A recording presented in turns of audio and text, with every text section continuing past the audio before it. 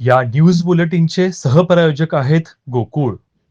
कलम 107च्या कारवाईत शेतकऱ्याला अधिकारात नसताना 7 दिवसांची न्यायालयीन कोठडी दिल्याप्रकरणी उच्च न्यायालयाने शिरोळ तहसीलदार अनिल हेळकर यांना 1 लाखाचा दंड ठोठावला असून ती रक्कम पीडित शेतकऱ्याला नुकसान भरपाई म्हणून देण्याचा महत्त्वपूर्ण आदेश दिलाय. हेळकर हे धाराशिव जिल्ह्यातील परांडा तालुक्याचे तहसीलदार असताना त्यांनीही एका शेतकऱ्यावर अधिकार कक्षेच्या बाहेर जाऊन कारवाई केली होती. याबाबत अधिक माहिती अशी की सोनारी तालुका परांडा जिल्हा धाराशिव येथील शेतकरी अमोल खुळे याने एका कारखान्याचे पाणी आपल्या शेतात आल्याबद्दल तक्रार केली होती.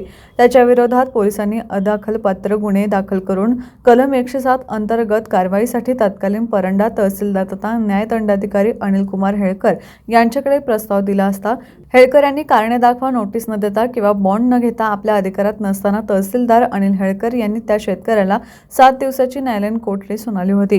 ही बाब संविधानाच्या कलम 21 अंतर्गत हमी दिलेल्या व्यक्तिगत स्वातंत्र्याचा भंग असल्याचं नमूद करून पीडितास भरपाई मिळणे हा मूलभूत हक्क असल्याने तहसीलदार अनिल हेळकर यांना 1 लाखाचा दंड मुंबई उच्च न्यायालयाच्या संभाजीनगर खंडपीठाच्या न्यायमूर्ती वैशाली जाधव आणि नितीन सूर्यवंशी यांनी ठोठावला असून विशेष म्हणजे हा दंड तहसीलदार हेळकर यांच्या पगारातून कपात करून पीडितास देण्याबाबतची परवानगी महाराष्ट्र शासनास न्यायालयाने दिली. सध्या शिरोळ सारख्या संवेदनशील तालुक्याचा पदभार अनिल हेळकर यांच्याकडे असून दंडाधिकाऱ्यांनाच न्यायालय दंड करत असेल तर हेळकर यांच्या कार्यपद्धतीबाबत उलटसुलट चर्चा तालुक्यात होत आहे.